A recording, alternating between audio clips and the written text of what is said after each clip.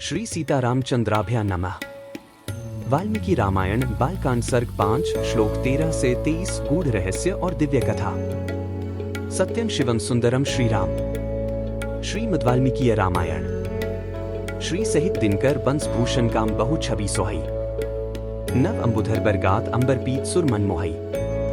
मुकुटांग दादी विचित्र भूषण अंग अंगन ही प्रति सजे। अंभोज नयन विशाल उर्भुज धन्य नर निरखंतीजे। नमस्कार, स्वागत है आपका हमारे आध्यात्मिक सफर में, जहां हम श्रीमद् वाल्मीकि रामायण के गूढ़ रहस्यों को समझने का प्रयास कर रहे हैं। आज हम बालकांड के सर्ग 5 के श्लोक 13 से 23 तक का अध्ययन करेंगे। यह वीडियो आपकी आध्यात्मिक यात्रा को और गहरा करेगा, इसलिए इसे पूरा जरूर देखें। पिछले एपिसोड में हमने देखा कि कैसे वाल्मीकि जी ने दिव्य दृष्टि से श्रीराम के चरित्र का वर्णन किया। हमने यह भी जाना कि उनके जन्म और अवतरण के पीछे क्या विशेष कारण थे। आज के श्लोकों में हमें श्रीराम के गुणों, उनके चरित्र की महानता और उनके आदर्शों की झलक मिलेगी। इन श्लोकों में छिपे संदेश केवल धार्मिक दृष्टिकोण से नहीं, बल्कि जीवन के हर पहलू में मार्गदर्शन देने वाले हैं। आइए इन श्लोकों की व्याख्या करते हैं। दुर्ग गंभीर परिखा दुर्गाम नैर्दुरास्ताम। वाजिवारण संपूर्णा गोभिरुष्टय खरस्तथा 13। उसके चारों ओर गहरी खाई खुदी थी, जिसमें प्रवेश करना या जिसे लांघना अत्यंत कठिन था। वह नगरी दूसरों के लिए सर्वथा दुर्गम एवं दुर्जय थी।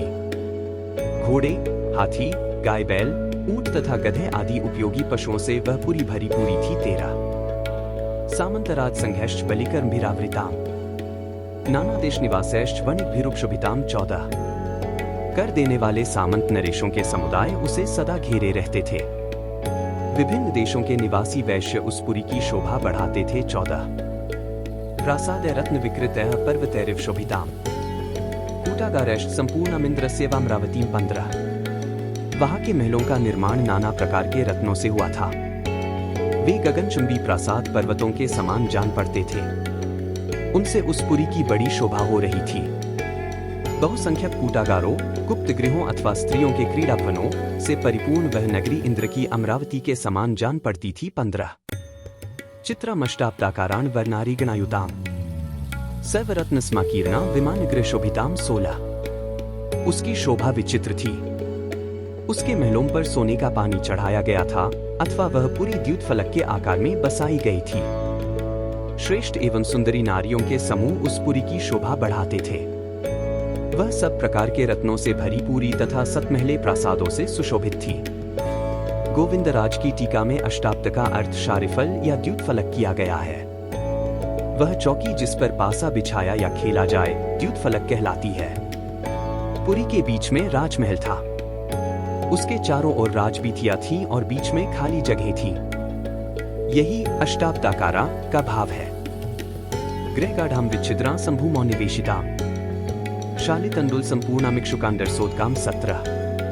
पूर्वासियों के घरों से उसकी आबादी इतनी घनी हो गई थी कि कहीं थोड़ा सा भी अवकाश नहीं दिखाई देता था। उसे समतल भूमि पर बसाया गया था। वह नगरी जड़हन धान के चावलों से भरपूर थी। वहां का जल इतना मीठा या स्वादिष्ट था, मानो ईख का रस हो। दुंदुभिर्मृदंगैश्च वीणाभिः पणवैस्त था। नादिता भृशम तीर्थम पृथिव्या ताम्नोत्तमाम। 18। भूमंडल की वह सर्वोत्तम नगरी दुंदुभि, मृदंग, वीणा, पणव आदि वाद्यों की मधुर ध्वनि से अत्यंत गूंजती रहती थी। 18। विमान में सिद्धाना तपसाधिकतन दिवी। सुनिवेशित वेशमानता नरोत्तम समावृताम। 19। देवलोक में तपस्या से प्राप्त हुए सिद्धों के विमान की भांति उस पुरी का भूमंडल में सर्वोत्तम स्थान था। वहां के सुंदर महल बहुत अच्छे ढंग से बनाए और बसाए गए थे। उनके भीतरी भाग बहुत ही सुंदर थे। बहुत से श्रेष्ठ पुरुष उस पुरी में निवास करते थे। 19। ये च बाणन विध्यंती विविक्तम पराप्रम। शब्द वेद्यं च वित्तन लघुहस्ता विशारदाः 20 सिंह व्याघ्रव्राहाणा मत्ताना नत्ता बने। हंतारो निशितः शस्त्रैः बलाद बाहुबलैर्पि 21 तादृशाना सहस्रैस्ताम्भिपूर्णा महार्थयः। पुरीमावास्यामास राजा दशरथस्तदा 22।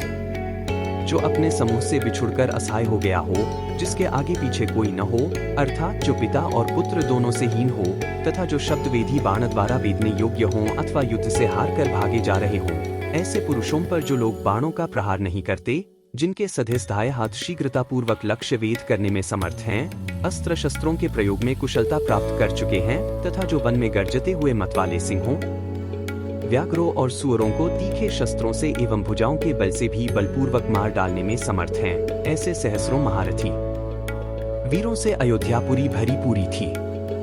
उसे महाराज दशरथ ने बसाया और पाला था 20 से 22 तामक में मद्भिर्कुंड भीरावृता द्विजोत मैर्विचडंग पारगह सहस्रदया सत्यरतैर्महात्मभिर्महर्षिकल पैर ऋषिभिष्ट केवलः 23 अग्निहोत्री शमदम आदि उत्तम गुणों से संपन्न तथा 6 अंगों सहित संपूर्ण वेदों के पारंगत विद्वान श्रेष्ठ ब्राह्मण उस पुरी को सदा घेरे रहते थे। वे सहस्रों का दान करने वाले और सत्य में तत्पर रहने वाले थे। ऐसे महर्षिकल्प महात्माओं तथा ऋषियों से अयोध्यापुरी सुशोभित थी तथा राजा दशरथ उसकी रक्षा करते थे। इत्यार्षे श्रीमद् रामायणे वाल्मीकीय आदिकाव्ये बालकांडे पंचमः सर्गः 5। इस प्रकार श्री वाल्मीकि निर्मित आर्ष रामायण आदिकाव्य के बालकांड में 5वां सर्ग पूरा हुआ। 5। कल के एपिसोड में हम बालकांड सर्ग 6 के श्लोक 1 से 14 पर चर्चा करेंगे, जहां श्रीराम के जीवन से जुड़े कुछ और महत्वपूर्ण पहलू सामने आएंगे। जुड़े रहें और इस दिव्य कथा का आनंद लें। अगर आपको यह वीडियो अच्छा लगा हो तो इसे लाइक करें, कमेंट में अपने विचार साझा करें और चैनल को सब्सक्राइब जरूर करें। जय श्री राम। बार बार बर मागो हर्षी देहु श्री रंग, पद सरोज अनपाइनी भक्ति सदा सत्संग। कथा विसर्जन होत है, सुनो वीर हनुमान। जो जन जंग से आए हैं सो तंभ कर ही बयान। बोलो सियावर रामचंद्र जी की जय। राम भक्त हनुमान जी की जय। उमापति महादेव जी की जय। मंगल भवन अमंगलहारी, द्रवहु सुतसरथ अजिर बिहारी। दीन दयाल बिरिदु संभारी, हरहु नाथ मम संकट भारी। जय सिया राम, जय जय सिया राम।